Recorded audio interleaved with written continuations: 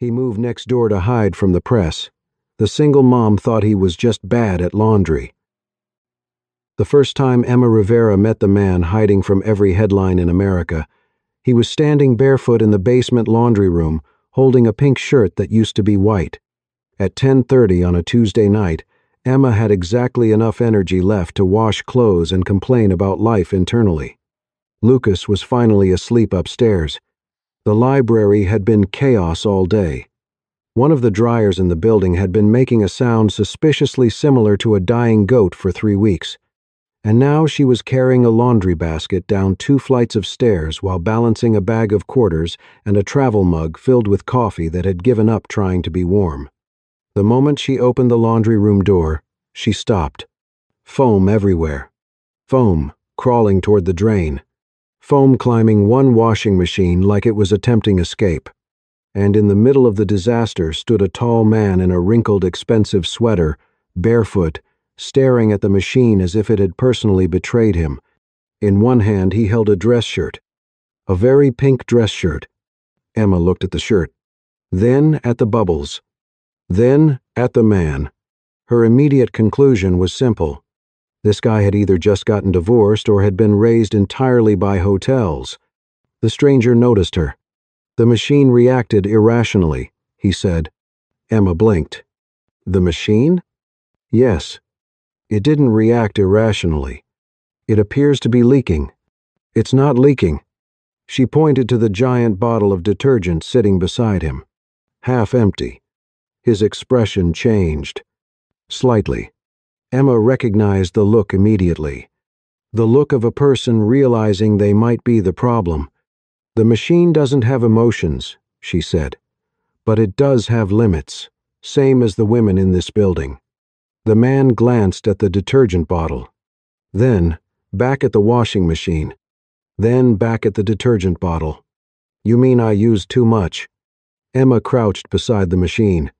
How much did you put in? He hesitated. That was never a good sign. Define how much. Emma closed her eyes. Oh no. I assumed more detergent would create cleaner clothes. That's not how soap works. It isn't? She stared at him. No. He looked genuinely surprised, which somehow made everything worse. 10 minutes later they were kneeling on the floor together, throwing towels at a growing invasion of bubbles. The stranger listened carefully while Emma explained detergent measurements with the patience usually reserved for small children and confused grandparents. At one point he pointed toward the machine settings. What does delicate cycle mean? Emma looked up. It means you've ruined something expensive, slower. For the first time, she thought she saw the corner of his mouth twitch. By the time the disaster was under control, the floor was mostly visible again. The pink shirt, however, remained beyond salvation. The man held it up. It was white. It was. I liked it white. Emma shrugged. The shirt disagreed. He actually laughed. A real laugh. Unexpectedly warm. The sound seemed strange, coming from someone who looked like he belonged in boardrooms instead of laundry rooms. He reached into his wallet. Let me pay you for helping. Emma immediately shook her head. Absolutely not. You spent 30 minutes cleaning my mistake. You need that money more than I do. His eyebrow lifted. Emma pointed at the detergent bottle.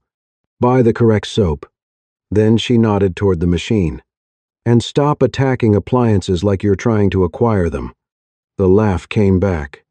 Stronger this time. Over the next week, she kept running into him. He lived in apartment 4B. Emma lived in 4A. Brooklyn apartment buildings had their own version of small-town gossip, but nobody seemed to know much about the new guy. Which was fine. People in Brooklyn usually had reasons they didn't want questions. Emma noticed things anyway. He missed trash collection day twice. He couldn't figure out the stubborn mailbox downstairs. He ordered groceries that made no sense. Premium olive oil. Imported sparkling water. Organic sea salt. No paper towels. No toilet paper. No common sense. One evening she watched him stand in front of the recycling bins looking like he was taking an exam. Definitely raised by hotels, she decided.